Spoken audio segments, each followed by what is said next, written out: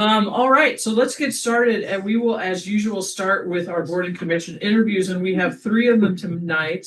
The first one is Shelby Manier. Did I say that properly? Yeah, Manier. Come on up. And this is for the Old Webster. You can come right here. Yeah. Old Webster Business District Advisory Commission. So Old Webster, here we are. All right. And just tell us a little bit about yourself and why you'd like to do this. Great, thank you. Great to meet everyone. Shelby Monier. I was born and raised in Hannibal, and my husband was in the military, so we lived all over the U.S. And I was lucky enough to work for national nonprofits in the cancer patient advocacy space for my entire career. And in April, needed a change. And really, you know, there's a lot of great things about working at the national level. I was the only American who was representing the perspective of prostate cancer patients. So, you know, lots of examples like that, but I always felt like I haven't gotten to do anything in my community. And I grew up in a small town, and, you know, all the perks of a small town and the downfalls of a small town too. But my family's in the education system. So I've always kind of been a little bit envious of those relationships in Hannibal that my family maintains. And when my husband retired, we kind of thought we wanted to settle, you know, some roots, and here we are.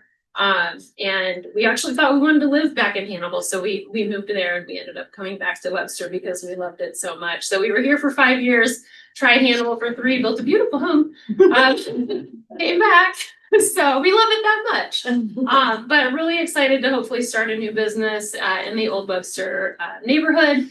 And just so excited to see all of the enthusiasm and the effort that goes into keeping people engaged in the community, and the supporting local is obviously going to be, you know, it's so amazing. It's so fun to see people get excited about that. And I think I can bring a good perspective having worked at the national level. Of course, it's in cancer, so I am your girl. I'm still very passionate about patient education in that regard, but I'm really excited for a new adventure, and hopefully I can bring a great perspective having lived all over the US really, but being kind of a small town girl at heart. So that's my spiel. I am officially out of breath, so I feel like that's time. And I'm going to coach volleyball. And I coach volleyball. Your new business, is it in the same building as? Yes, we have only signed a letter of intent so far, but we're in the lease negotiation process. Yes, so we're hoping to be on the back side of Kilwins. And it's been great meeting TJ. Oh, hey, I mean, TJ's like fine. So we're really excited. We got the design all ready to go, and it's with the architect now. And we're waiting on that operation agreement, so we should have that in the next couple of days. Very excited.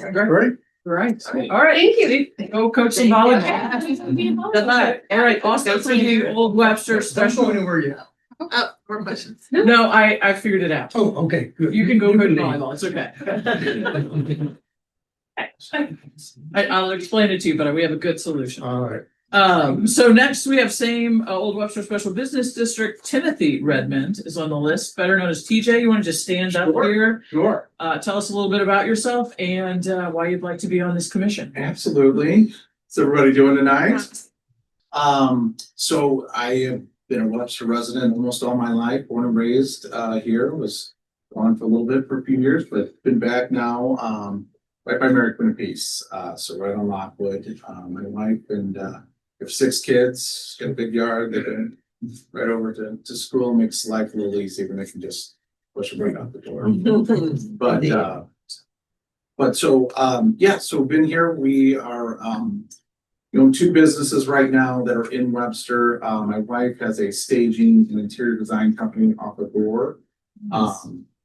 Right at 69 North Gore, called Lilac Leopard Home Staging and Interior Design. So we use that building as a warehouse and some showroom space for that. And then we're opening in Kilwins, which I know we just talking about. We're opening the Kilwins right at 234 West Lockwood on the front of the old Jet Starbucks building there. I recently bought those buildings with a partner, David Smith, who was also on the committee there. And So we've been working hard to get those buildings leased up and ready for a little bit more fun, fill-ins, and we've got a lease with Central Bank. I don't know if you guys have seen, look at their signs out. They haven't really put out an announcement. They asked us not to, but They're hiring. then they had hiring signs on it. So I guess they're there. So they should be open soon. They're at least started. So they are actually paying rent to be in Webster right now, but they just haven't. So All right, any questions for teacher? All right, that's simple enough. You'll hear from Yeah. Katie and we'll get things rolling. great. You're So welcome to stay, but you are not required to stay. I do have one question. Sorry. You were an alder in Rock Hill? I was an alderman in Rock Hill. That's awesome. Yeah, it was 2005, 2010. So I spent, I bought a house there in 2003 and moved in 2010. That's what I ended my run. Okay. But Very yeah, cool. great experience. I was on P and Z there for Got the it. same period of time. Yeah, it was a lot of fun. Awesome. I miss those days. Cool. Yeah. Good stuff. Well, thank you so much. Absolutely. Yeah, Thank you guys. Thanks. All right, also, we have interview for the Business Development Commission, Marnie Clouch. Thank you for your patience. Showing up here. Okay, You know the drill by now. yeah, okay, I'll just follow their lead. So I'm Marty Clonch. I just retired at the end of this school year from teaching art. I taught for 29 years. First 9 were elementary art, and the last 20 were high school art at U City. I taught printmaking, crafts, AP drawing, and I was the visual art facilitator for the district, and then the department chair for the high school. And I've also been, so I live in Webster and I have a studio above my garage. So I was doing art meetups kind of through meetup.com. And so I would do printmaking, copper work, painting, fibers there. And then, What are art meetups? well, do you know what meetup.com is? Mm-mm. It's like, you can join all these different groups, like a hiking group, a book club, a cooking group. And so usually it's like free or, low cost. It's not like a business.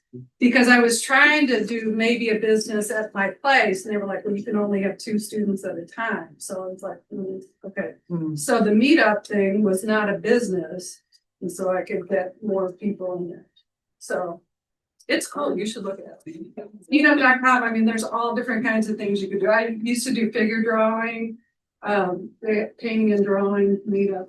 So I really like working with adults, because I was used to kids, and adults really, they don't make art.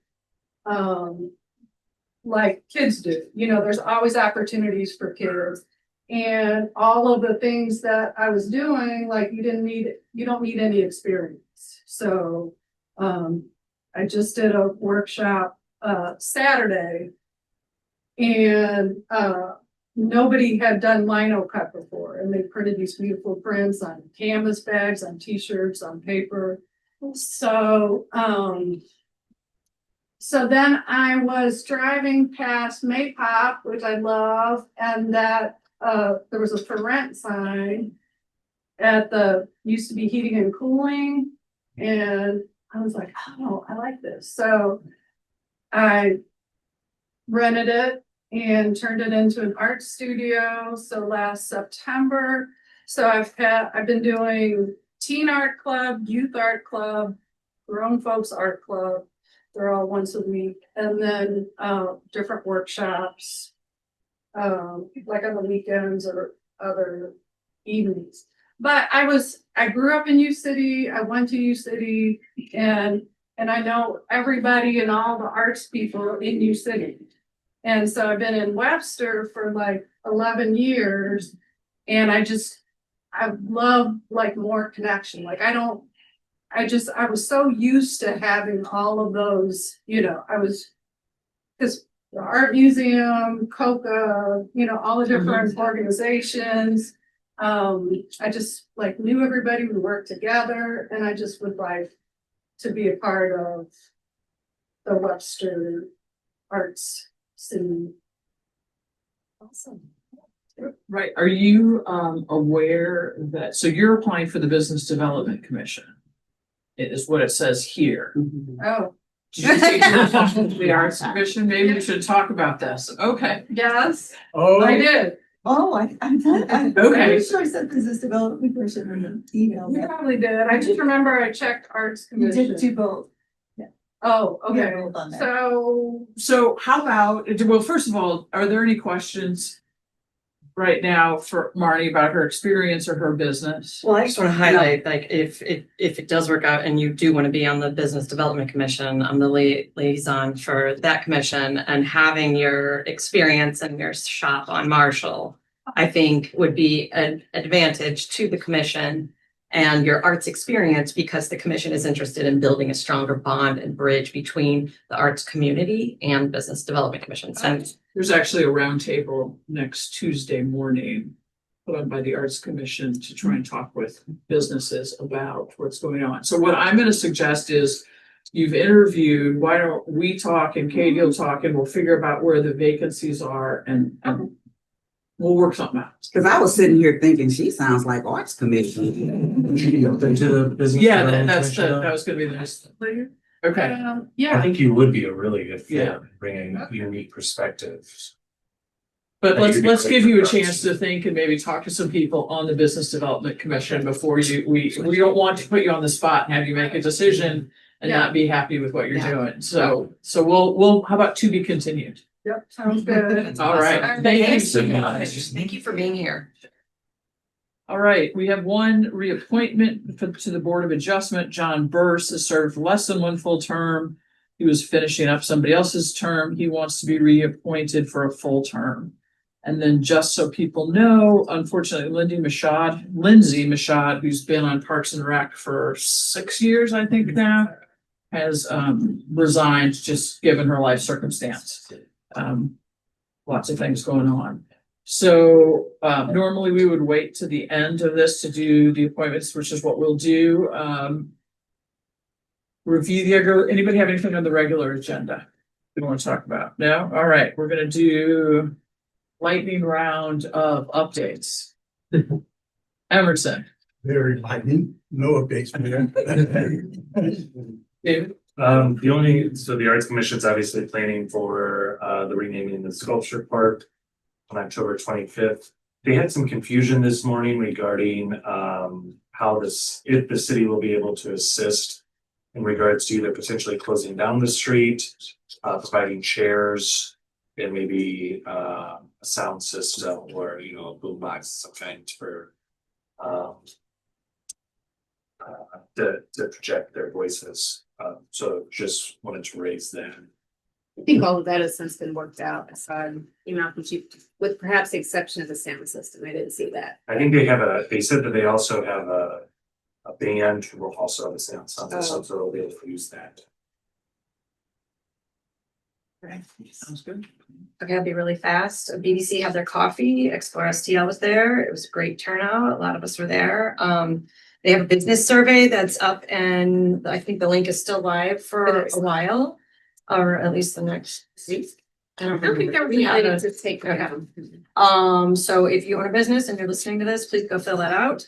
Old Orchard is having their fall festival on the same weekend as the sculpture park renaming to the 25th and 26th.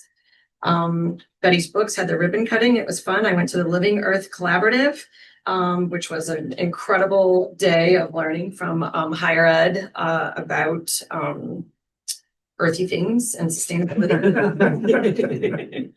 And it was Emily's birthday the other day. Happy birthday. I have just a couple also on the 25th. That is Make a Difference Day. So people want to sign up for lots of projects around town. And Old Webster is also having their trick or treating that same Saturday, which starts at 3, which is the same time as the sculpture park starting. So there'll be kids in costumes milling about as well. That is, and then green space, no real update from plan commission. They're talking about front facing garages and EV chargers, but on the green space, just a heads up that they did prepare a position statement showing how the work that they're doing on the commission lines up with the Forever Webster Groves plan, just to kind of show how those are aligned and being supported in that way. And they'll be sending that up to council. There's no request as part of it. It's just an update on how those things are aligned. Nice. Karen? During the Parks and Rec meeting, I know, they were talking about the issues with the ice rink.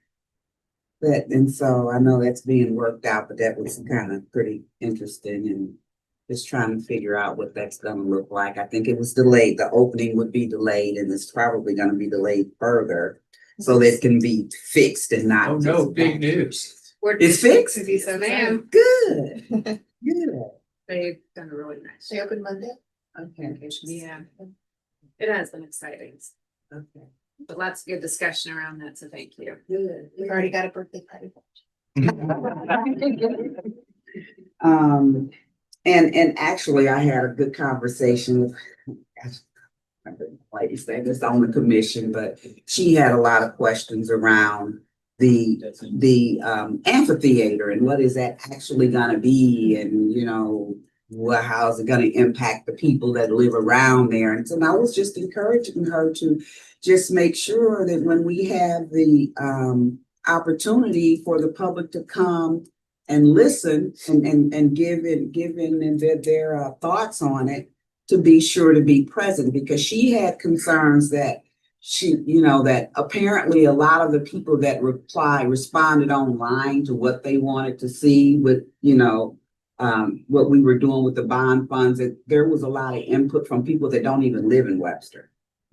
And so, which I should probably have a better idea of how that information was gathered, but I figured anybody could go on the website and put in their comments and everything. But that's why I told her, that's why it's important to show up when those opportunities come, so that you can actually, voice your opinion about what you want to see. I know they had the open house or whatever for the comments for The green one? Ivory Crockett Oh, Ivory Park, Crockett. right before that meeting, which that was from 5 to 7, so I couldn't be there, but they still had the things up, and even the people that were there on the committee voiced their opinions about what they wanted to see in terms of the splash pad and that information. So that's basically all I had. Scott, do you off the top of your head know what that amphitheater or Marie, that date for that? I know it's been I'm set gonna for share later. You're gonna share it? Okay, good. So we'll get on the record the date as well. So is that, So that was all for Parks and Rec. One of the things I did want to just kind of bring up, though, was a current concern again, is about the maintenance of the Webster owned properties around the community. Because we still have that at Thornton and Holland and Thornton and Elm, as well as there's another property that's on Webster, the 600 block of Webster. Those aren't easements and right outside somebody's house. Those are lots. 2 of them are buildable. I mean, one of them is a full lot on the 600 block. The other ones are sizable, but they're at the end of the street, at the end of the lot. Those things have not been cut but once this year, and they're a mess. And I know Marie's been working on it and getting, in fact, when I was walking the dog yesterday morning, I ran into Sam Dotson, because she was driving around and she was stopping right in front of one of the properties that's a pain in the butt on 134 Waymire that's vacant. The owners don't live here anymore. It's once again 36 inches tall. And so she was just shaking her head, but she was driving around looking, and she was saying she doesn't get why even the ones that are Webster owned, she's familiar, she believes that her understanding is that the orders, as you said, have been sent to the public works, and they were supposed to have taken care of those properties. Those properties were cut one time this year. And even since we talked about several weeks ago, they still haven't been cut. And so I know it said we don't need extra people, we don't need to bring in contractors, but we need to do something. And now it's getting ready to go in the cold, so I would hate to think that we're gonna wait until spring to cut them. I don't know. All right, thank you. Dr. Peoples, then you're next. Yeah, so I'll follow up on that, and put Scott on the spot a little bit. And thank you. So we are really trying to work on properties, and there's a whole matrix of properties. Some are ours, others aren't, some are right away.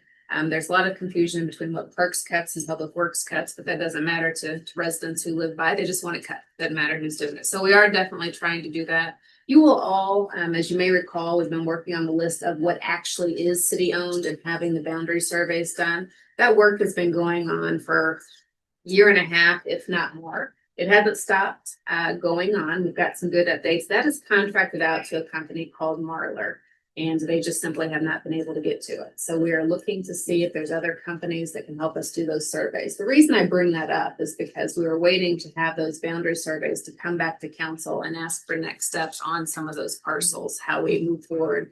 Is it contract? So anyway, that work is ongoing. Happy to share more of an update via email rather than take the time now. So we'll do that, but we are working on it. Our code enforcement has been out and about. And the last thing I'll say about that is a lot of those properties have been cited. It's now a matter of working its way through the municipal process. And I understand citing. that, you know. I know you do. I just want to share it that we are out there and we are We don't citing. cite Webster's properties. So, We need to do the we ones can that we start. own, the ones that we own, we need to take care of. So absolutely. So working on that. I'll give some just quick date updates, Mayor, to go back. So Ivory Crockett Master Plan Survey is open through October 15th, which is coming up quickly. I think we've got about 50-ish survey responses. Unfortunately, people attending the actual open house was pretty low. I think council made up the majority. There was only like 12, 13 people there. We need more feedback. So there's going to be some other opportunities for feedback. We really hope people will participate. We need to hear from the community. So we're working on that. Shady Creek Greenway open house is October 16th from 5:30 p.m. to 7:30 p.m. at the Recreation Complex. And then the Performance Park Skate Park open house is October 29th from 5 to 7 p.m. at the Recreation Complex. If people can't make that, not to worry. There's going to be some other open house dates. There's also going to be the community survey.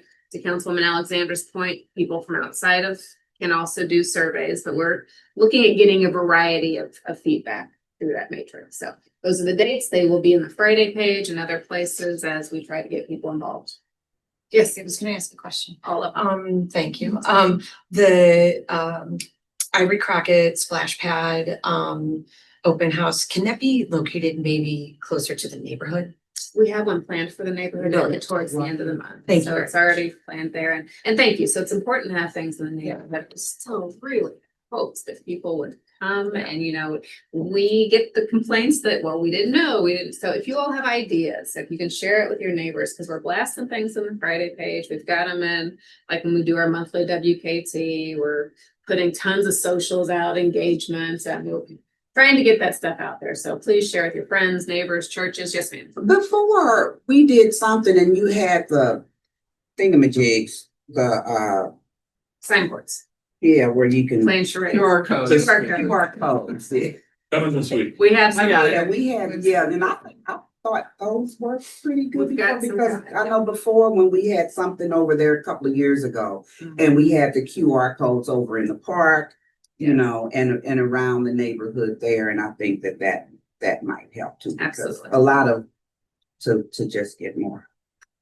Well, we really want to hear from the neighborhood. So absolutely. That's it. My only question on the open house, is it a combined, like, skate park, performance park? And is there, like, because they're two different projects, so I was confused. It's a Memorial Park master plan, so both of those things are inside Memorial Park, so Okay. it's one master plan. So we're not having like skate park around. No, but it's since it's one park, it's one master plan. Okay. There's obviously more than one thing in those parks, so. It's like that's- feedback. Yeah. Maybe. Really cool. Okay.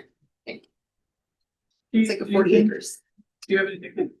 And no, just for the regular meeting, the speakers seem to be all working correctly. However, there's a little bit of issues with still the cameras tracking. They're still looking at it. So Okay.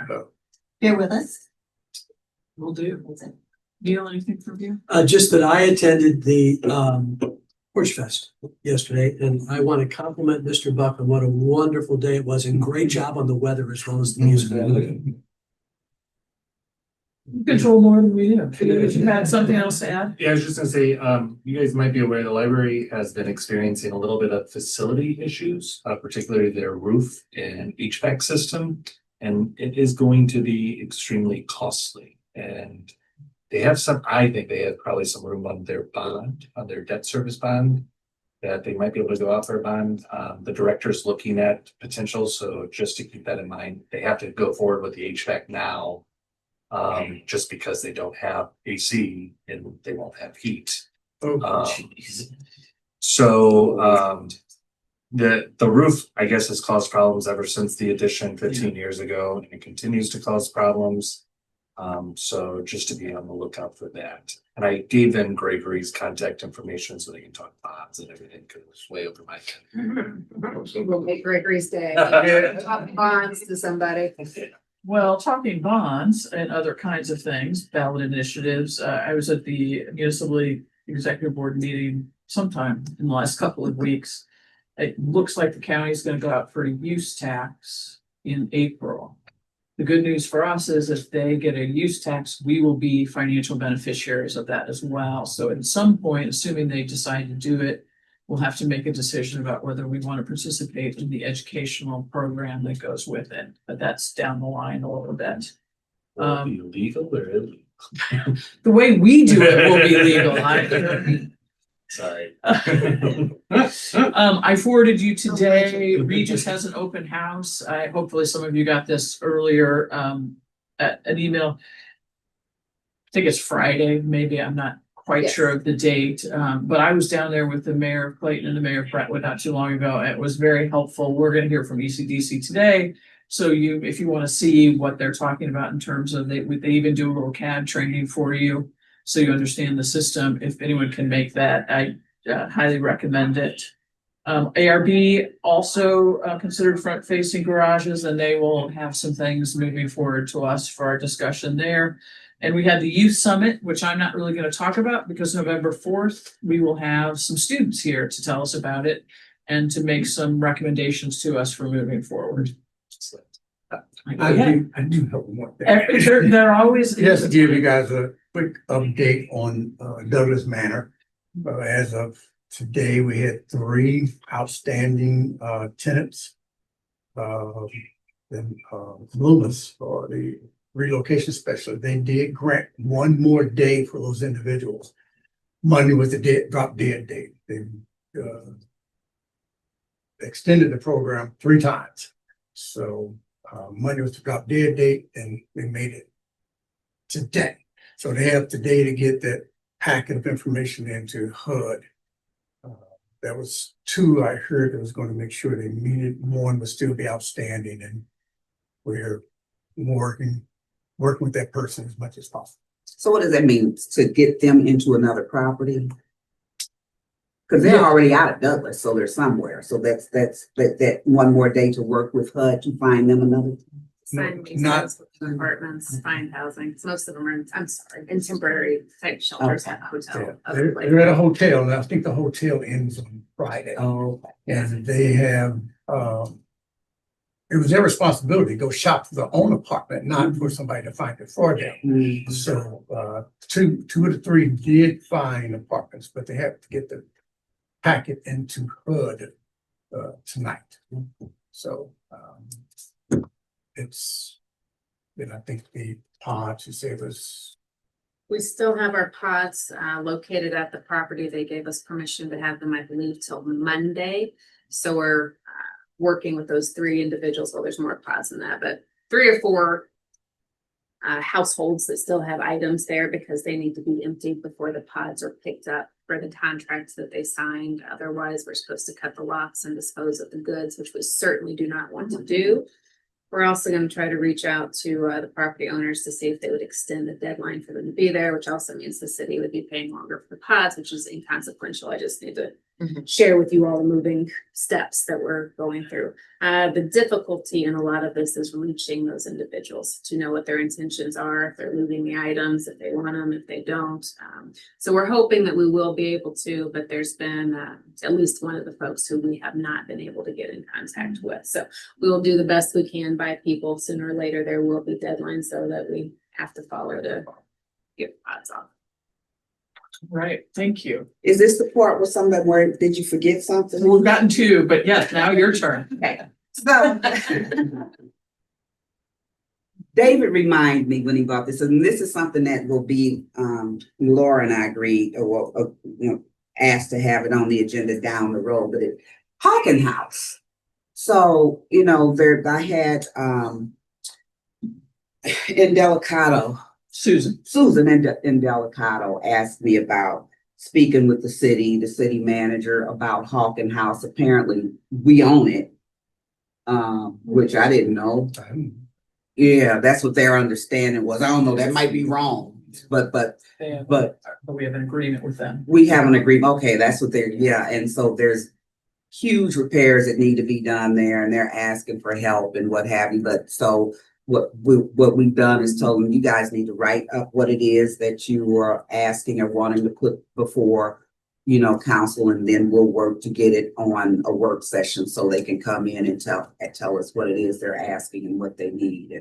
And I did get a call today, which I have not had a chance to return, from Sean Green, who's the president of the board of the Historical Society. And so my intention was to refer him to you, because the message made it sound like he just wanted to know what we wanted to know. Mm-hmm. And so I think that I'll tell him what I think and then refer him to you for any other details of that. Thank you. So just because the issue was raised, staff, myself included, have been working on Hawken House stuff. Well, for like the last 4 years, they've made several requests over the years, but they've never been complete requests. It's always we need money, we're going to fundraise. But to my knowledge, not saying they haven't fundraised, but we've never, that I am confident, received any of the fundraising updates or even a clear report of what the building maintenance needs are. So we do have a contract that dates back to the 70s, and understanding that they are to essentially take care of all maintenance, including insurance, whatnot. The city has contributed. And we own the property, but it's came about through an interesting way. It's So a anyway, very weird agreement. it is. Yeah. It is a weird agreement. So what we are currently doing, we being staff, myself, Mr. Davis and Mr. Donovan met yesterday, and this has been on our radar for quite some time, but we are going to complete a memo of where it stands now and provide that to council by the end of the month. And certainly council's decision if it gets on a work session agenda. However, in order to be fruitful on a work session agenda, we need some content from them. We simply don't have any information about what their requests are, but we will provide that memo to you all by the end of the month, just sharing what we do know about the contract. Okay, thank you, because I had no clue. It was just. Yeah, and I mean, I think we can just share with their leadership, here's what we would like to know. And I think it's fine to, I also agree. I was just gonna make a joke, and that there's gotta be royalties with the Hawken somewhere. Something. The Hawken family. Someone involved for us. It's All their right. house, the Hawken family. Okay, shall we go on to our topic for today, which is stormwater management. Deputy City Manager Bookless is up here. And so just so everyone knows, this is the presentation, Q&A is here. We're gonna go ahead and decide whether or not to adopt the process during our regular meeting. Would you like to sit? You're welcome. I'd love to sit. Thank you. So everybody should have this document in their packet. Yep. And I'm not going to go into too much of a detail of it. I'll go over each of the sections just to kind of let you know what's up. This is something that Dr. Peoples asked me to put together almost when I start, right away when I started, and that is the Stormwater Management Advisory Commission process and timeline. Much of the information in here either comes straight out of the ordinance that you approved, or I paraphrased it just to put it into plain English.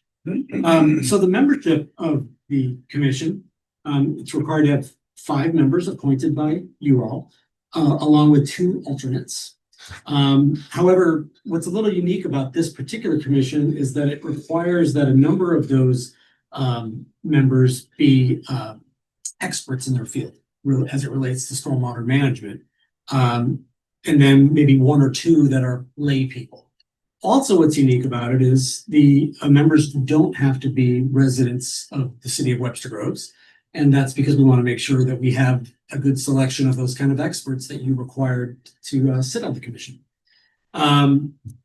The ordinance does call out how long their terms are, but I did provide some clarification in here in terms of sort of the staggering of their terms to make sure that we don't have all turnover at one time. I kind of followed basically what your policy is already, or the convention rather. And then I also spoke to if there are vacancies that initially folks will fill the unexpired term before you reappoint. And that's again to make sure that you have folks coming on and off the commission on a staggered way so that you don't get hit by, that you don't end up with five people all resigning at the same time and you need to find 5 people all at once. The commission's mission and scope. This is a draft that I put together of what their mission statement might be based on the content of the ordinance. This was just a first stab on my part. The commission, one of their early tasks will be they could throw this out or they might refine what's here. But hopefully I captured what you intended for the commission in this draft. In terms of the scope of work that they're tasked with, that comes straight out of the ordinance. And what their individual responsibilities are, also that comes out of the ordinance. But I think it's, I was gonna ask her to scroll a little more there. Sorry, I guess I could give you some more verbal cues and apologies. And responsibilities, I kind of went in a little bit more in detail in terms of what's expected of members of any kind of commission, not just this particular one. Now getting into some value added on my part in terms of what I added to the process. So that's the application and recruitment process. If you could scroll down just a little bit. Thank you. First thing I did was I took a look at the city's website where we recruit members of all the commissions. And this new commission isn't listed there. So the obvious first change is we need to add them to the check boxes. But then I thought, there's some additional information that we don't ask for that might be helpful, not only to this commission, but all commissions in general. Something to allow folks to upload their resume or their CV. Something to list relevant experiences and affiliations. Maybe they want to make a statement on why they think that they would be appropriate to be on this or other commissions. And then maybe some additional information relative to, the demographics so that we have a better understanding of who's participating and maybe help us identify opportunities for wider community involvement. You can scroll down to outreach and recruitment strategy. So this is how we reach out to folks in the community and beyond to get on the Stormwater Management Advisory Commission. And this is something I'll be working on with Jordan, and that's utilizing city platforms, the website, social media, newsletters, council meetings, just to make public announcements that we are recruiting people, as well as the WKT and various local media. But we'd also like to reach out to neighborhood associations, the chamber, the various business districts, organizations, faith-based groups, just again, to get the word out there that we're looking for a broad representation on this and other commissions. Maybe we set up our own tent or booth at the farmers market or other festivals, just again, to recruit that we're looking for folks.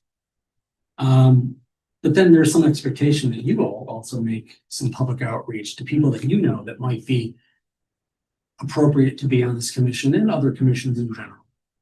Because honestly, word of mouth is really where people learn about all these kinds of things. As we've seen the challenges with the public open house, you can do your best to spread the word, but I think mouth to mouth, face to face, that's really the best way to communicate to people. And then we need to craft clear and inclusive messaging to make people understand that just because you're not an expert in stormwater management doesn't mean that you don't belong in this particular commission. We need to communicate what it is this commission does and how it benefits the city. We want to be able to publicly recognize people and their contributions. So once you're on the commission, it's nice to get a shout out that you're helping the city out. A little pat on the back, I think, helps everybody. If you scroll down to item 4. So the typical format when people apply for a commission. We saw it here tonight. Folks come, they apply through to Katie, they come here for an interview.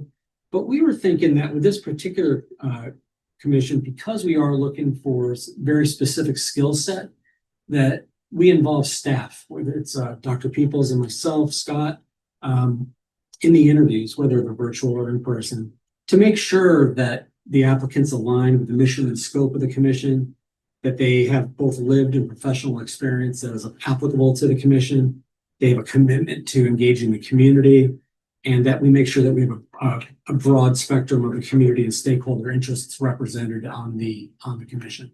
So it's a little different. I think that it's almost like a two-step interview process where we'll do that first interview, and we do have some expectation that we're going to get a pretty good pool of applicants. And if we can't help perhaps do a first screening for you so that when you do interviews, you make sure that you have the best and brightest on this commission, because the work that they're going to be doing is very important. One question about that. Please. So makes absolute sense to me for the first round. Is this something that you anticipate we do eventually? There's going to be a vacancy when there are vacancies as well, or does this revert to our usual process of application, council only review, or have we thought that through yet? I haven't thought it through, but knowing that we're going to have a good application pool. Hopefully we'll have people We would have a on the roster. bench. Hopefully it's a deep bench. Okay, Yeah. good. But if it's not, we can certainly still assist you all in identifying those that are the best fit for the commission.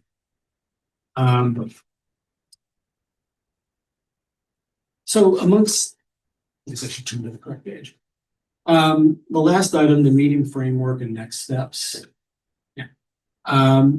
The thinking is those initial meetings might be held quarterly to sort of help set up what the group dynamics are. Excuse me, I said that backwards. Initially, they meet regularly to help set up the group dynamics, help people understand what their responsibilities and roles are. But eventually it might be more of a quarterly meeting, because if you don't have something to do at each and every meeting, people lose interest real quick, and that's not something we want to see happen. So what we'd like to do is, meet weekdays, ideally during business hours if practical, that our initial tasks are to onboard and train people, make sure that everybody's aligned on the mission and scope, and kind of take it from there. But our next steps are to refine the process and timeline. Actually, we're presenting it to you, to the council tonight. The updates to the websites and forums, Jordan has actually done much of that work already. We just haven't pulled the trigger to make it live yet. And assuming you all are okay with this format, we can make that go live tomorrow. And then we can start doing the recruitment, and I can work with Jordan on getting the word out to the broader community. Maybe we can provide you with some more background information to help you recruit folks on day to day. And then as soon as we get a good pool of applicants, you all can start doing your thing and point folks. And we'll hold that first meeting as quickly as we get members on board, perhaps before the end of the year.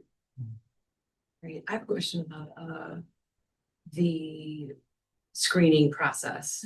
So would that be like initial, you all assess the pool at the staff level and recommend, 10 or something like that, and then it would be maybe 2 people from staff and 2 people from council that would, Like here. or would we do the normal? It would just. Ultimately, it's here.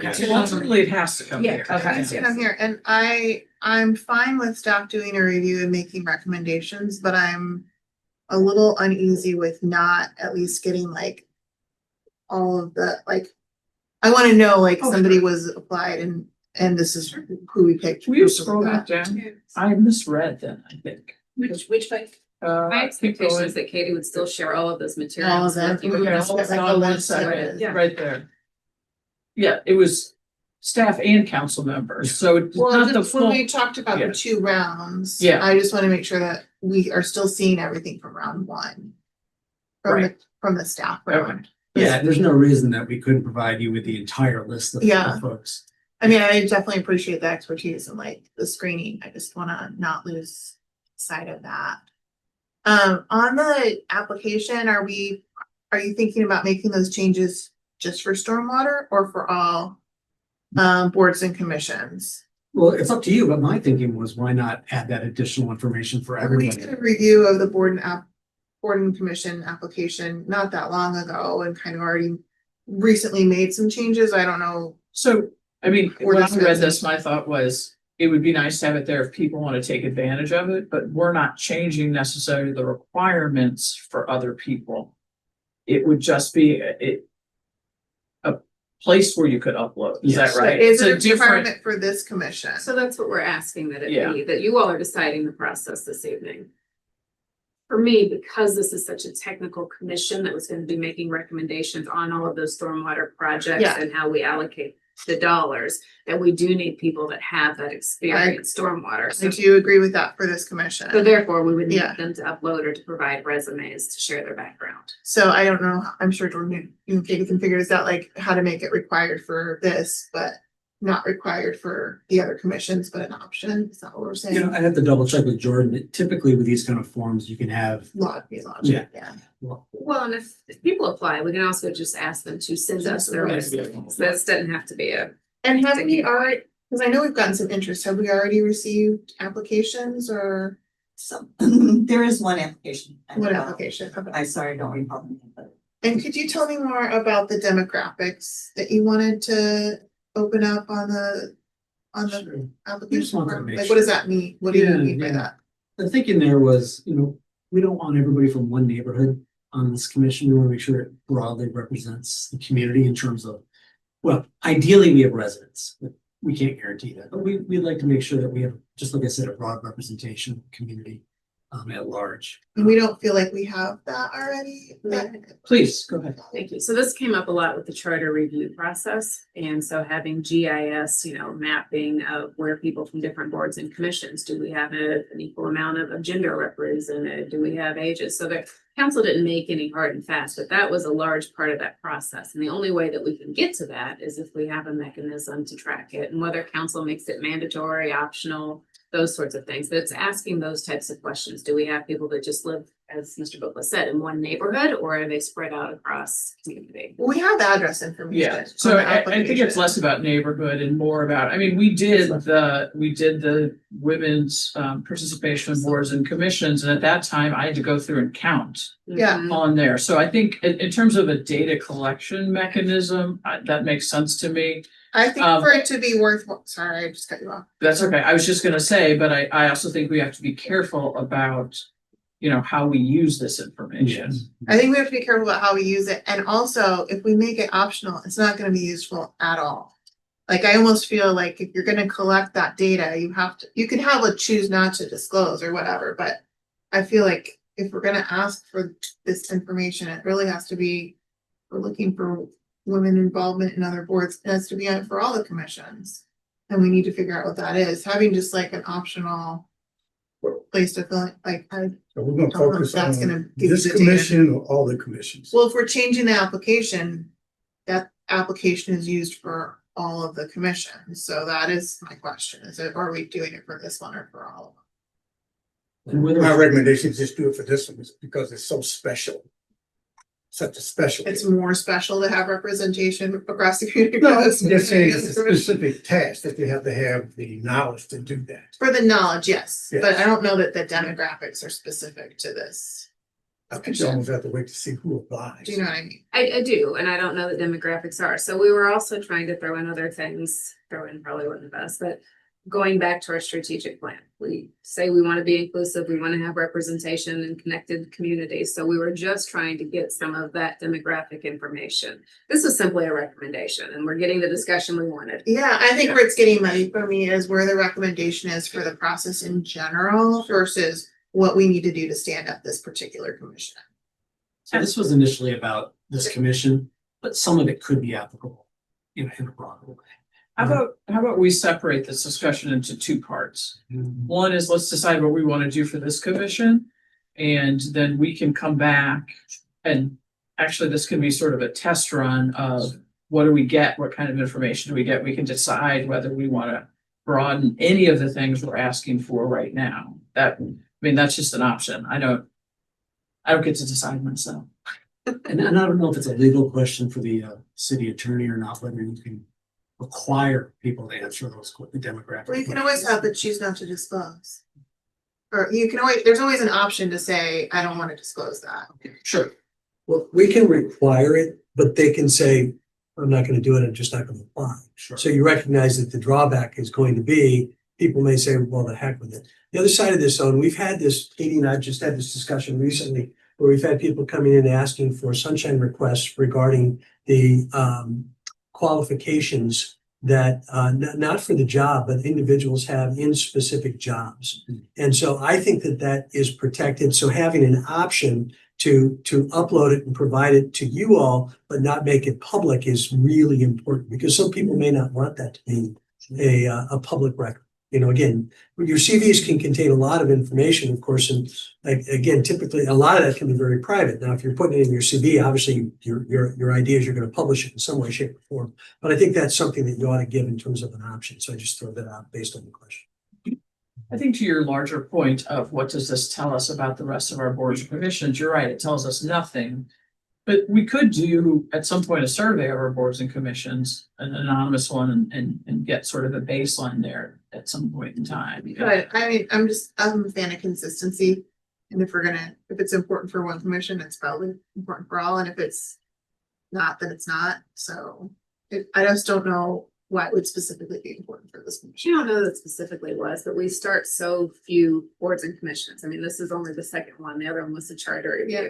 So the intent was to take the recommendations from the charter review commission that came out and to be able to carry them forward since we have new commissions, but because we're probably not going to have other new commissions. We could eliminate.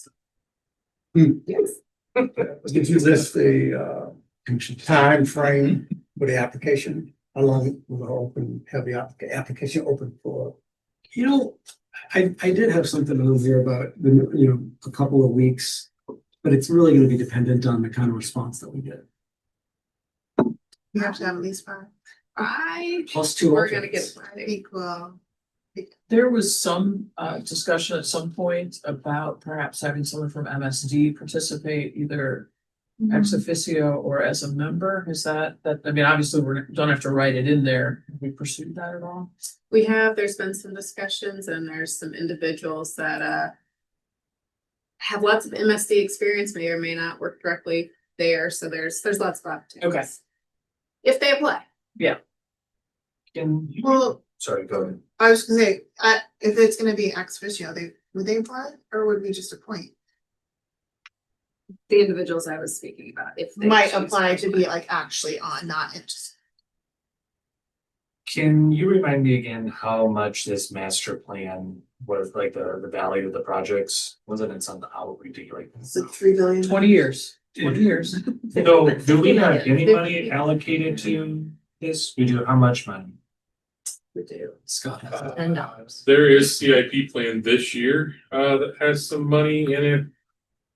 I'm blanking off the top of my head, there's a couple smaller projects this year. But we have no independent or separate funding source for this. Just some. We do. So we have some of the OMCI dollars that come in every year that we're going to be allocated to this.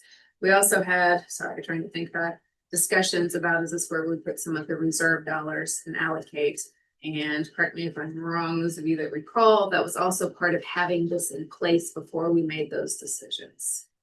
Also, don't we have the stormwater park? We have tax? yes. Yeah, Wow. farm tax, and I think we get some, not just the OMCI, but also other MSD funding. So we have, yeah, but That's- yeah. That's. I believe there's a set like proportion of how much of those funds go to parks versus stormwater. And I believe parks gets the. It's maybe 80-20. 20 split, 20% for stormwater.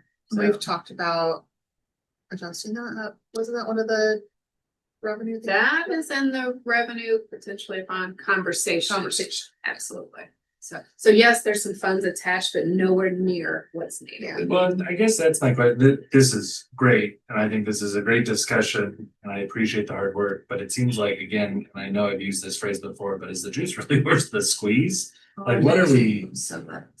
Yeah, I mean, I'm just confused here because it seems like to me, they'll meet a couple times, they'll prioritize everything, and then their job's done. What are they gonna be doing on a continuous basis? That's real. That is the job. that, Just so, That so is this might the be a job. short-term commission with them coming back when we get more money or something like that. I don't see it as short term because to go along with the stormwater plan, it's gonna be 20+ years because we've signed on to hopefully do the plan.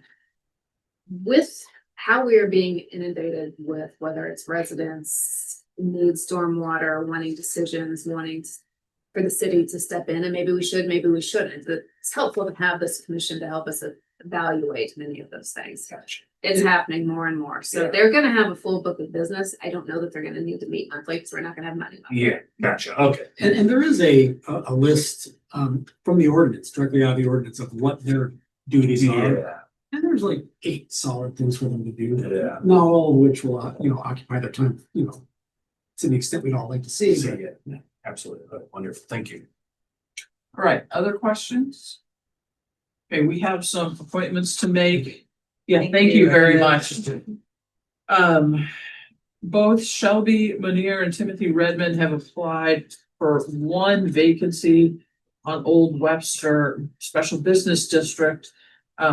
We were talking about perhaps making one of them an alternate. We know that we expect a vacancy pretty soon.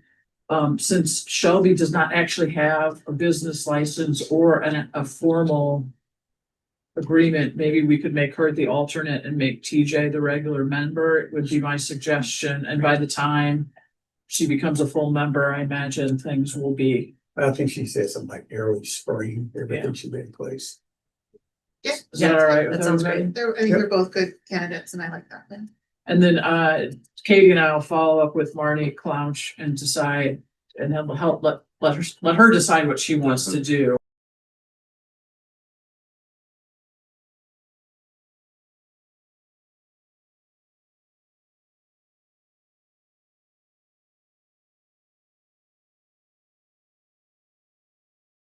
All right, thank you. Welcome to the October 7th meeting of the Webster Groves City Council. We are happy to have you all who are in attendance or on Zoom share your comments with us when called upon. We're going to have 2 public comment periods at this meeting. One will be for those specifically commenting on the comprehensive plan during that public hearing. That will be first. And then there'll be another time for those of you who have comments about something else besides the comprehensive plan. I'm going to ask that you please fill out a speaker's card. They're on the table right over there. And that you can then hand them to Karen at the end of the dais here. And that way I know to call on you. If you are on Zoom and you'd like to make a public comment either during the public hearing or otherwise, at that point in time, we'll ask you to raise your hand and then you'll be allowed to talk at that point. If you could keep your comments to 3 minutes, we would greatly appreciate it as we want to get through our business today as productively as we can. I think that's it. So we'll call for the roll, please. Yes, Mayor. Mayor Arnold. Here. Councilmember Bliss is absent. Councilmember Franklin. Here. Councilmember Smith. Here. Councilmember Alexander. Here. Councilmember Hickson Shepherd. Here. Councilmember Hasselmeyer. Here. Councilmember Alexander. Gotcha. All right, thank you. We will begin with the public hearing for the adoption of the 2025 Comprehensive Plan, which is Resolution 2025-56. And this officially opens the public hearing. We'll start with our staff presentation. I believe Mr. Wagner, Director of Planning, is going to do that presentation for us. This is, for those of you who are with us, I think at least the 4th time we've talked about the draft plan, but we are happy to have the public hearing and happy to have you with it here to share a little bit about it for us. Thank you.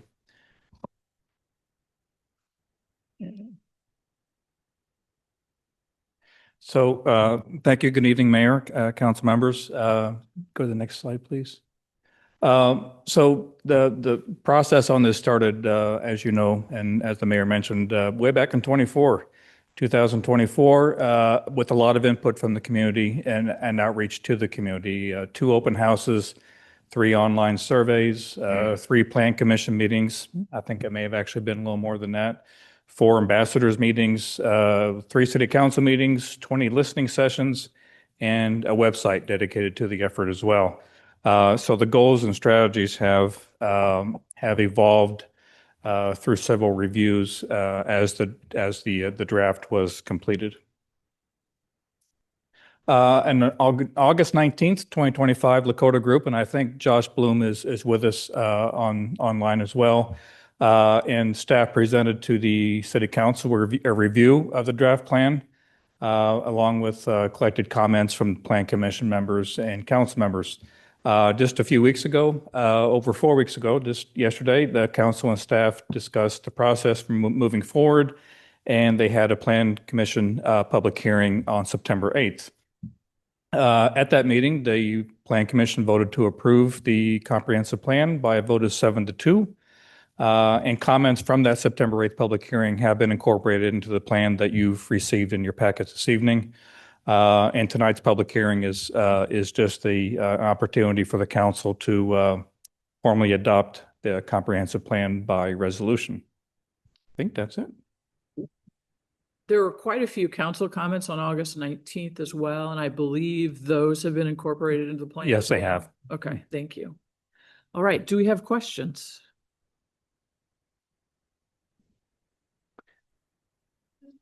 Or comments, if you just. Well, Yeah. I was at the Plan Commission meeting, so I thought maybe I could share a little bit about that, though. Is this the right time or would that be later? Let's go ahead and do the public comment first, and then we yeah. can have council discussion after that. Yeah. But thank you very much. And No question. we reserve the right to recall you. How about that? My pleasure. Thank you. All right. Okay, so we are at the time for public comments. Thank you, Karen. I have first a card for Mari Farner. If you'll come forward and state your name and address, and then we'll have 3 minutes for your comment. Oh, Mary, I'm sorry. I knew that. I'm Mary Farner. I live at 702 Clark Avenue in the Tuxedo Park neighborhood. Thank you, Mayor, council members, for allowing me to speak. And thank you to everyone, including the commission members who worked on developing the comprehensive plan. I have several questions and concerns regarding the neighborhood section, specifically the zoning ordinances. The current land use map on page 31 is separated from the future land use map on page 69 by about 38 pages. Could the two maps be placed together side by side for better comparison, and could someone point out the differences? Is the future land use map based on current zoning, or is it based on anticipated future zoning changes? Stated on page 8, the plan is to act as a record of community desires and needs. On page 59, there is a diagram of the community outreach efforts. Curiously, the results of these outreach efforts, including the survey, were not included in the plan or the report. Does the comprehensive plan accurately reflect results from the community outreach regarding changing zoning to allow multifamily dwellings in neighborhoods currently with only single-family homes? Didn't we already vote on this a couple of years ago? I would think that a vote is a clear expression of what a community wants and doesn't want. I have concerns regarding the language found in sections regarding goals, strategies, and implementation of plans. For example, the wording on page 68 states that elected and appointed city officials will be empowered to introduce family attached homes in traditional neighborhoods. On page 81, the strategy states it is to review and modernize existing zoning codes, permitting processes to meet changing housing needs. Also on page 81, an implementation action 1.2.1 is to introduce missing middle housing typologies. On page 84 of the plan, goal 2.1.1 is to develop and adopt inclusionary zoning ordinance that mandates a percentage of units in new residential developments to be designated as attainable for low and moderate income housing. If the comprehensive plan is adopted as written, will city leaders have the power to implement zoning changes without further input from the residents who will be impacted by these zoning changes? Which neighborhoods will be targeted for multi-family dwellings? Will only the A4 neighborhoods, already the most dense neighborhoods in Webster, be made more dense with these zoning changes? In my neighborhood of Tuxedo Park, The on-street parking is already so saturated as to make some streets functionally one-lane roads. Adding more cars will exacerbate already congested parking, worsen safety issues for cyclists and pedestrians, including children who cross these streets to schools and parks. Do I need Thank to you. end there? Yes, yes. And if you have more, we can take your printed statement Okay. and make sure it's all included in the record. Thank you. Thank you. Yeah.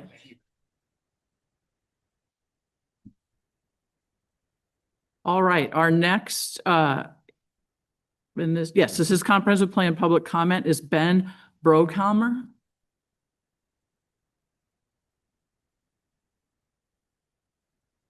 Hi, good evening.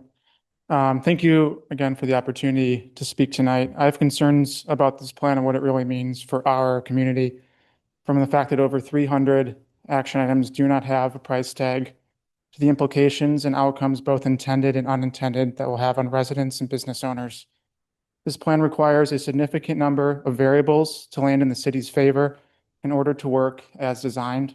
External partnerships, funding vehicles, demand, and economic results, just to name a handful. When we leave these ifs to run their course in the free market, it creates an opportunity for the perfect storm of economic disaster, not just for the city, but for those who call it home. Just this past spring, we learned Webster Groves is facing a general fund budget deficit of $1.2 million for the 2026 fiscal year. This is separate from the all funds budget facing an $8.1 million deficit. A proposed solution was to raise taxes, 2 increased and 2 new. In the short term, the budget is being balanced by spending city reserves.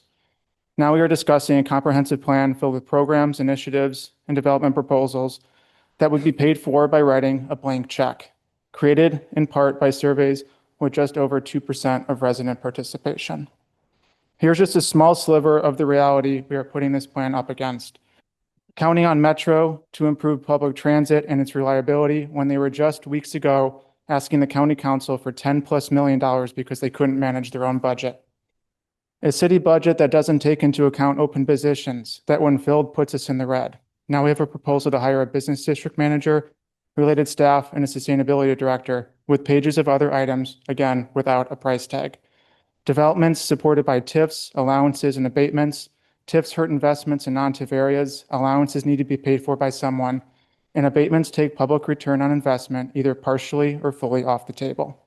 And lastly, the desire to establish an affordable lending program. We have no money. Offering low-rate loans where we are forced to turn around and pay more to borrow the money we just loaned out makes zero economic sense. It's hard to ignore a heavily outweighed equation with redistribution of wealth, the overwhelming threat and execution of eminent domain, overdependence on private developers, other government entities, and the nonprofit sector, and the increased involvement with how private businesses will run and operate. So my question to the council and the planning development department is, how much will it cost, and what are your plans to pay for it? And in doing so, will you commit to moving the budget back into the black without raising our taxes? Thank you very much. Thank you. All right, is there anyone online who would like to make a public comment? If so, please use the raise your hand function at this time. All right, I don't see any hands going up. So then I'm going to go ahead and we can have that discussion now, or would you like to enter things into the record I first? think you have the discussion when you close the hearing and then I enter. Usually you do the entering before I close the hearing. In this one, I think it'd be better if I did this after the comments. Okay, sounds Then we good. can include the comments in the record. Okay, all right. So we now have time for council discussion.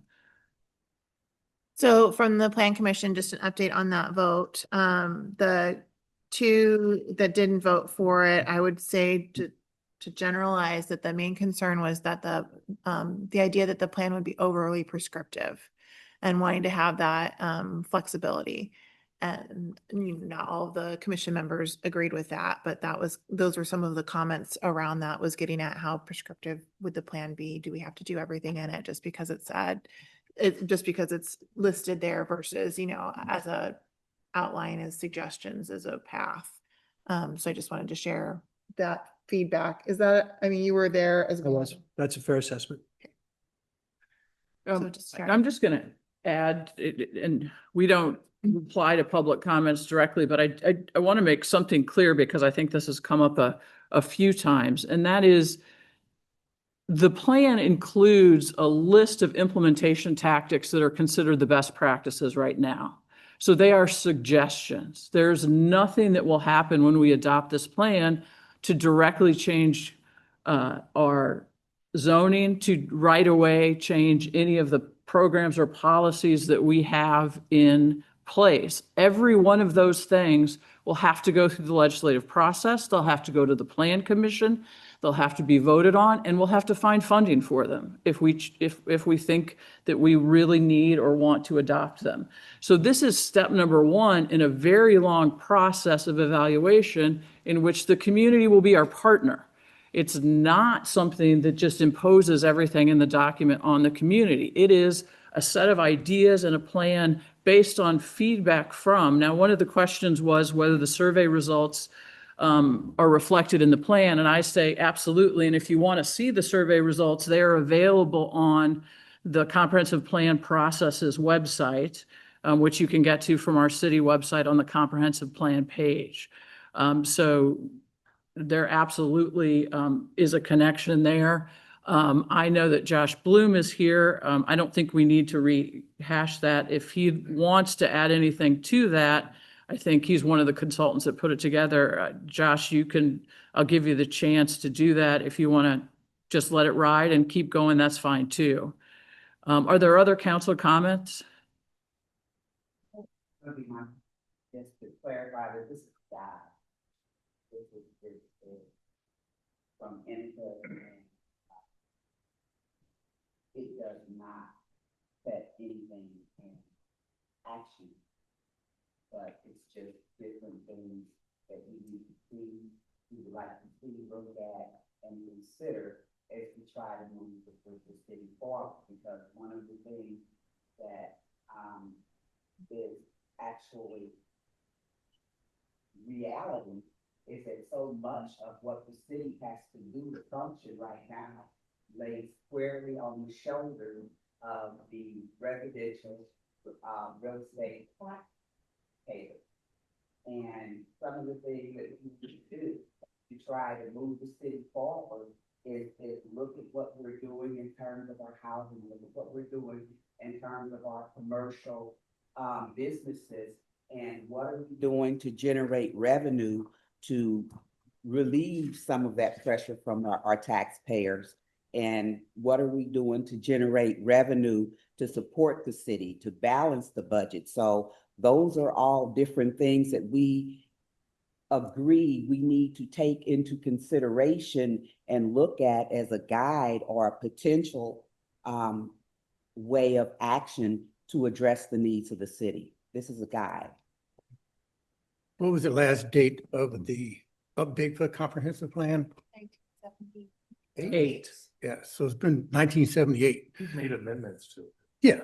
Well, we adopted maps. Maps, yeah. So I see that Mr. Bloom has joined us. Would you like to make any comments at this point? Can you hear me? Yes.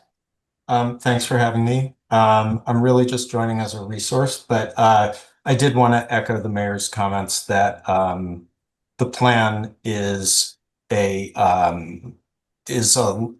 meant to lay out ideas, priorities, but it is not it's not prescriptive in the sense that you're not obligated to implement any of it. And to the public participation, I think I've said this before, but Webster Groves had among the highest public participation of any place that we've ever worked. But that said, none of the elements of the plan were a public referendum in that sense, but we had fantastic public input throughout the process. All right. Thank you very much. Is there addition? Go ahead. Yes, Mayor, thank you. I just want to acknowledge too, the change is always tricky. And adopting something like this is it's a big deal. But it's also really exciting to have a vision for the next 10, 20 years.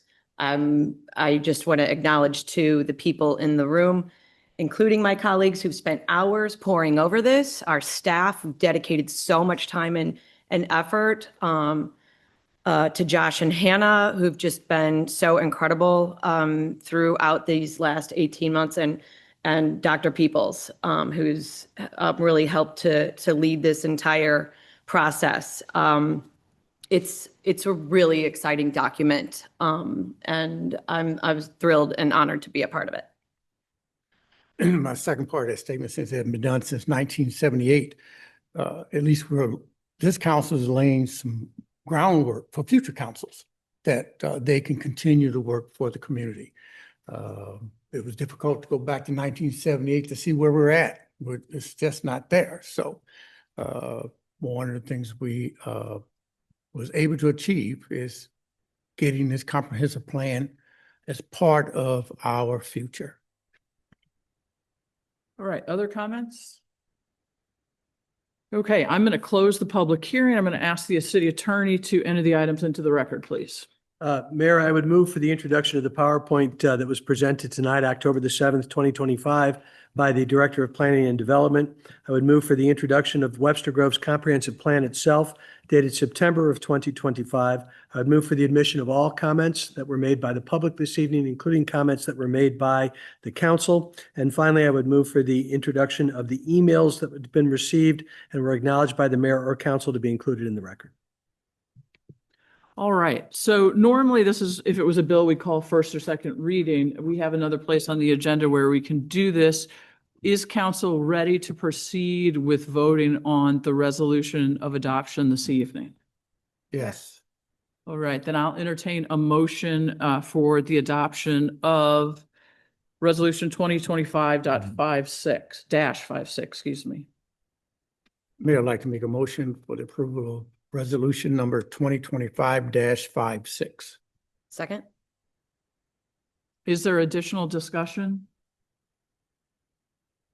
I'm just going to echo Councilmember Hassemeyer's thanks to staff, to council, to Josh and Hannah with the Lakota group for the work that's been done on this, and also thank all the members of the public who participated along the way. It's nice to hear from Josh that this is the most participation they've ever received from a city.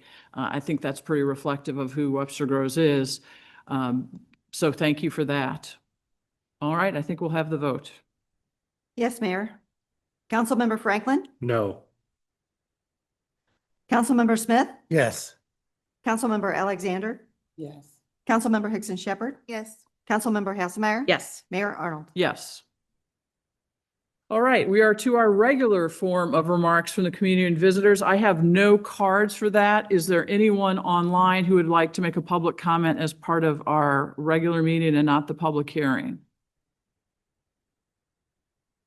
Okay, if not, we will move on. We have with us this evening the Executive Director of the East Central Dispatch Center, who is returning to us, Mr. Brad Wilson. If you'll come on up, Brad, we'd appreciate it. Mayor Arnold, council members, Dr. Peoples, thank you all for having us here. As soon as we get the presentation pulled up.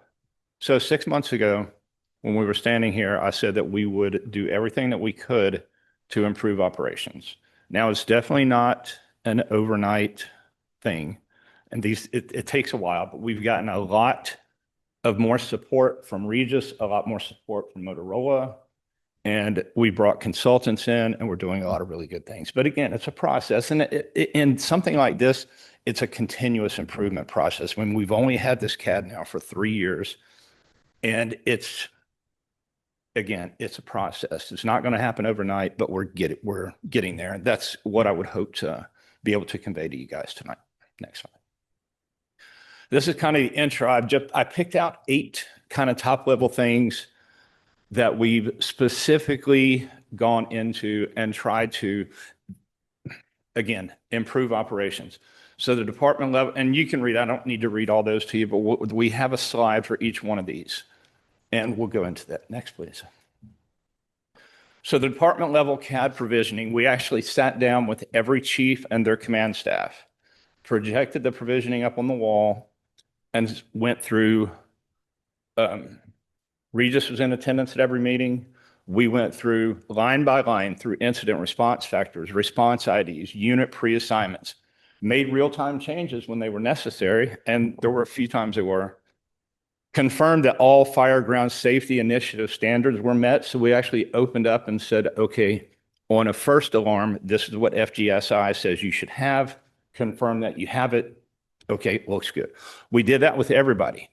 With Webster, we even went a little bit further, and we had Regis run a bunch of test calls to make sure that the right equipment was getting to the right place, and that all turned out pretty well. I mean, we still have some issues with the ghost tones and the firehouses, but we're working on those with USDD. Next, please. Mission critical partners. These are the consultants that we brought in. When I was first hired, I was given an actual proposal by them. At the time, I didn't know what I didn't know, and so didn't really know if we needed them. After we got a few months in, and this was after our meeting in March, I went back to the board and I said, I think it may be time to start re-looking at these people. They're not just CAD consultants, they do other things as well. So we said, you know, how about we have them do a staffing study and we look at alternative ways that ECDC is billing. So they decided to take all three on. We had a series of meetings up to their on-site, which was the 23rd through the 25th of September. They came out, they interviewed every single chief. They sat down, they did a group with the city managers, and they ended up doing a group with the police chiefs because that was what the police chiefs requested. But they did sit down with each fire chief and his command staff and say, you know, the good, the bad, and the ugly. Now, this report has not been sent back to us yet. So we're not 100% sure on that. One of the MCP consultants did attend the Fire Chief Operation Committee meeting on the 24th of September. And they did, again, the status call with the board of directors. And we're waiting on that. I actually reached out to the project manager today. We don't have a timeline on when that will be back. But talking to other PSAPs that have gone through this process, since they're impartial, they'll come in and they'll give you, okay, this is what works, this is what doesn't, this is what we recommend. And so we're looking forward to that. Next, please. Motorola dedicated support. When I first got here, I came from Motorola. And so I knew our CSM, our customer support manager from Motorola. And he's local here. And I said, can you tell me, because I knew that Regis was the Motorola partner. What I didn't know was what we were to Motorola. And I asked him and he said, nothing. You're Regis's customer, they're our customer. You're a customer for CallWorks. That has completely come full circle now. Our CSM is actually out there doing ride-alongs with the fire chiefs, helping them with their MDTs. And we've told the fire chiefs repeatedly, when there's problems, and there will be, we're never going to get it perfect, but it's a continuous improvement process. Bring us the problems. Because Motorola, not only our CSM, but they've actually dedicated a provisioning expert to us to work with us on any of these problems. And so here's an example. Some of the MDTs out in the field, and when I say MDTs, please, if you're not following what I'm tracking, just ask. The little mobile data terminals that they use, laptops, tablets, whatever. Some of them weren't actually operating them right. So when they said mapping issues, it wasn't necessarily a GIS thing. It was just, let me show you how to work this better. And so he went out there, the CSM went out there and did a lot of work. I know he's ridden with Richmond Heights, and I know he's ridden with Brentwood. I don't know who else. I sent a message to him today. I didn't get anything back. So I wanted to hear before we came into this. And we're asking the fire chiefs, if you bring us the issues, I promise we'll fix them. So next. Regis. Again, there was a lot of bad blood between ECDC and Regis a couple years ago. The CEO over there has literally gone to Motorola and said, we are going to do every single thing that we can between Regis and Motorola to help ECDC be a success, and all 6 of our departments. And that includes, we did the 2 July meeting where we had elected officials come out there. The ones that could not make it, Mayor Arnold included, we did a second one on the 22nd of September. And Brentwood was there and one other. And Clayton. Clayton. And so it's to peel back the onion, to show you that we're not trying to hide anything. We're not trying. This is what we do. This is how it's done. And these are the improvements that we're trying to make. I mean, it's plain and simple as that. The failover, the disaster recovery site failover, that was something that the fire chiefs have been asking for. We finally got that done. And next week, Regis is actually doing the upgrade to 4.6.19, which is the latest and greatest version of the CAD system, which will also give us mobile CAD. And that's going to be something when there's a disaster and the fire chief set up area command or something like that, you're going to have to be able to have CAD right in front of you instead of doing everything on pen and paper. So that's pretty exciting.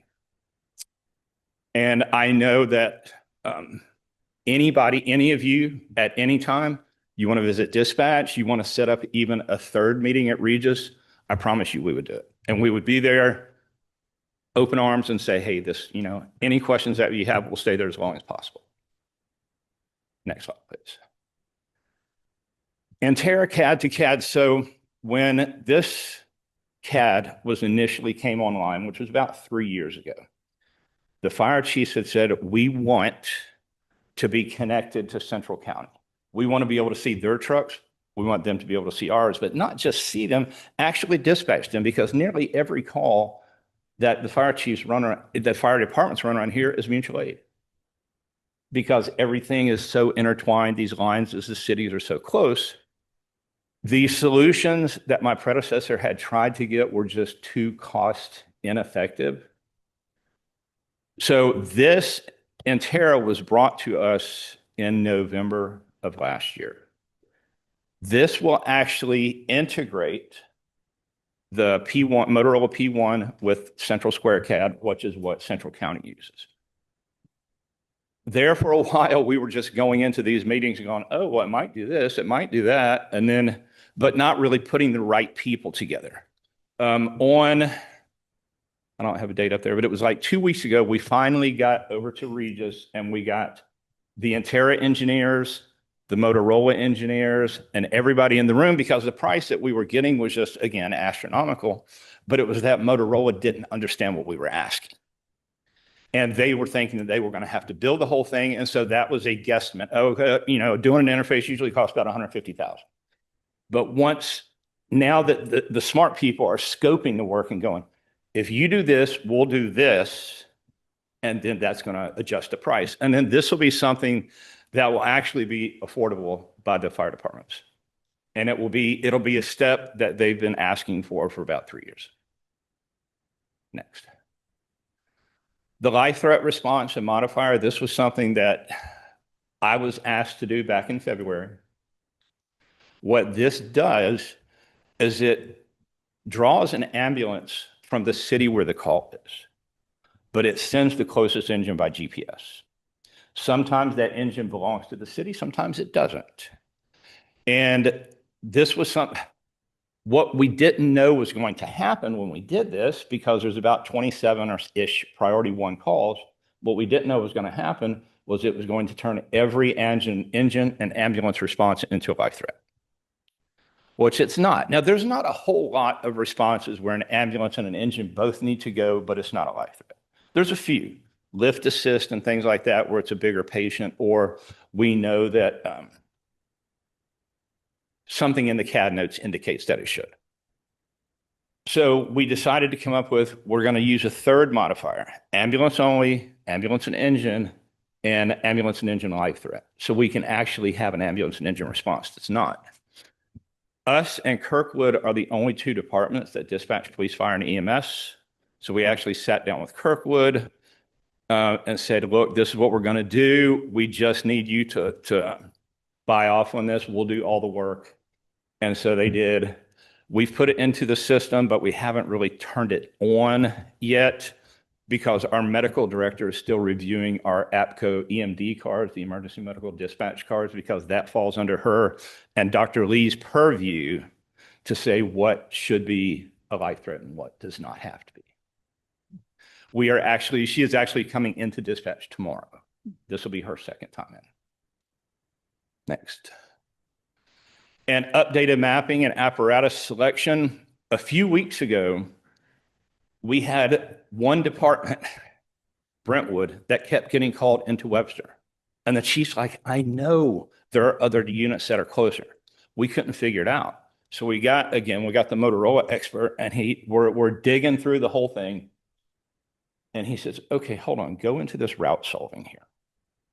He went into the route solving, and there were two things on there. One that completely disregarded speed limits, and that was called distance. When it disregarded the speed limits, it made it look like, for the computer, it made it look like Brentwood could get from here to here in 4 minutes, when it was really taking them about 9. I don't know why that was done that way, but when we switched it to cost, then it uses all the actual speed limits, and now the accurate trucks were pulling up and the accurate times were being posted. And so it's little things like that, but sometimes we don't know what we don't know until the fire departments come to us and go, hey, I know that this truck is closer. I know that this route is wrong. And we have the buy-in, again, from Regis, from Motorola, from the GIS people. Whatever problems you have, bring them to us and we'll get them fixed. And so that was, and we did confirm just last week that Regis is getting updates for the maps.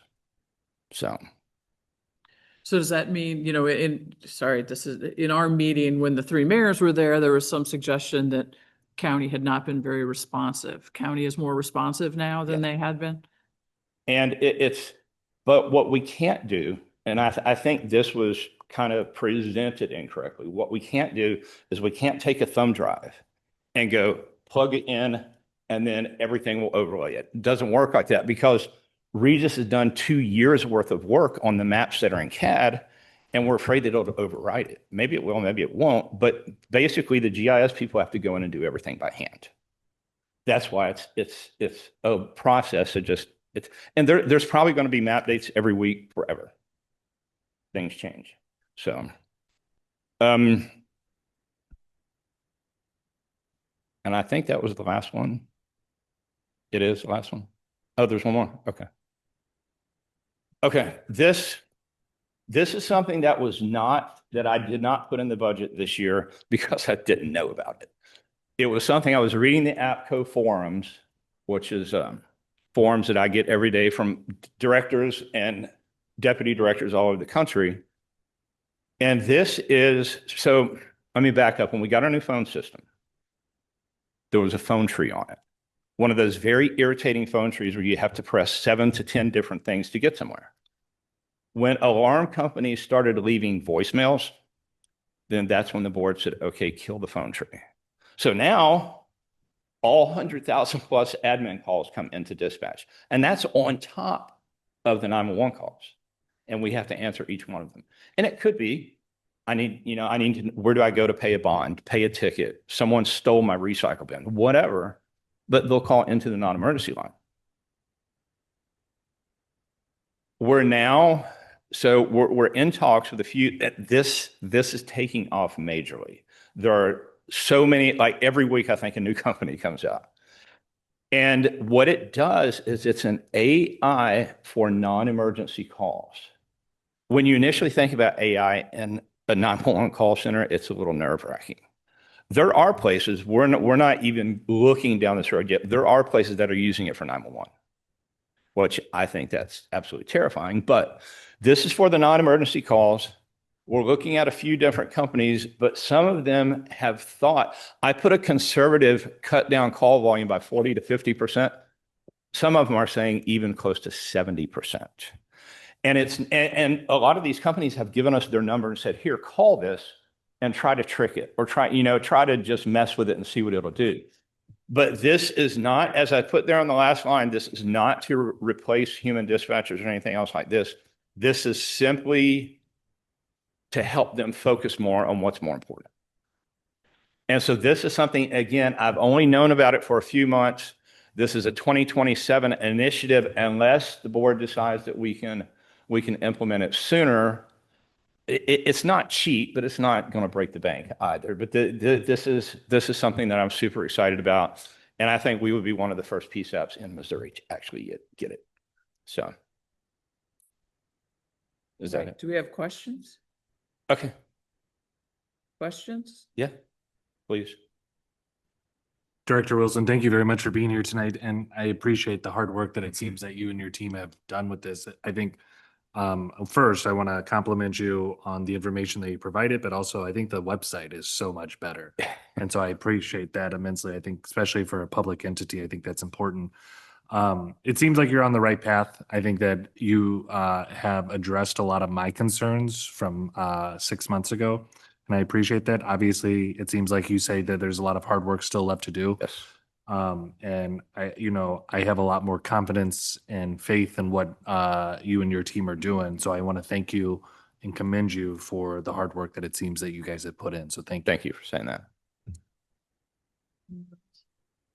I'm going to echo that. And I was one of those people that you stayed with us down at Regis until we ran out of, I think, our time, not your time. Yeah. So I appreciate that kind of commitment. I know you mentioned mission critical. You haven't gotten the report yet. And I think this council would be very interested in hearing when that report comes in, what that implementation plan looks like. Absolutely. And also maybe if we could revisit the mayor's meeting and talk about that after mission critical comes back so that everybody hears what the implementation plan is, because ma'am. I think that would be valuable for everyone. Yeah. But it is very clear to me that when you say you want to hear from us and you'll do your best to resolve whatever, that you mean that. And our fire chief is sitting in the back, and I know he's not a shy guy, so I'm sure you're going to continue to hear from us as new things develop. Yes. Anything else? All right. Thank you so much you, for ma'am. being here. Thank you, council. Thank you, John. All right, we next under new business have our Stormwater Management Advisory Commission member appointment process. We discussed that in the work session. I'm going to entertain a resolution that we adopt that process, a motion. Sorry, let me say that again. Councilmember Hassemeyer, would you like to propose a motion that we adopt that process? Yes, Madam Mayor, I'd like to make a motion to adopt the process we discussed in the work session for the storm water, I want to get the Management Advisory Commission. Second. Is there any discussion? All right, we can have that vote. Yes, Mayor. Councilmember Smith, Yes. Councilmember Alexander, Councilmember Hickson Shepherd, Yes. Councilmember Hassemeyer, Yes. Mayor Arnold, Yes. Councilmember Franklin. Yes. Is there anything anyone would like to remove from the consent agenda? I have a question about something in the Go ahead. consent agenda, but we don't need to remove it is that okay? Yes. Okay, great, thanks. And I am going back to my agenda. Sorry, 1 second. It is about the tree inventory. Thrilled to see that in there. Very excited about that. And just kind of wanted to acknowledge that this is like great work, and thrilled to see it like we're like prioritizing understanding our tree canopy, and so that you can't manage what you haven't measured, and really excited about that. So thank you for taking those steps to make that happen. Second. Thank you. Easy enough. All right, Councilmember Alexander, could we have a motion to approve the consent agenda, please, or adopt the consent agenda? Second. Councilmember Alexander, Councilmember Hickson Shepherd. Yeah. Councilmember Hassemeyer. Yes. Mayor Arnold, Yes. Councilmember Franklin. Yes. Councilmember Smith. Yes. Right, we've made some appointments to boards and commissions. John Burse has been appointed to the Board of Adjustment. Shelby Manier has been reported as an alternate member of the Old Webster Special District Advisory Commission, and Timothy Redmond as a member of the Old Webster Special District Advisory Commission. We do have closed session. That one and those three. Yes, Madam Mayor, I'd like to call for an executive closed session pursuant to Missouri Statute 610.021 subsection 1, 3, and 13. We need 4 too. 4. Oh, sure. Fill out the statute number. We don't need 4. 1, 3, and 13 does it. 1, 3, and 13, yeah. So attorney-client privilege communications, personnel, and 13 is Personally identifiable information. personally identifiable information. Mhm. Second. Councilmember Hickson Shepherd, Yes. Councilmember Hasselmeyer. Yes. Mayor Arnold, Yes. Councilmember Franklin, Yes. Councilmember Smith, Yes. Councilmember Alexander. All right. Thank you all. That ends our public meeting for tonight.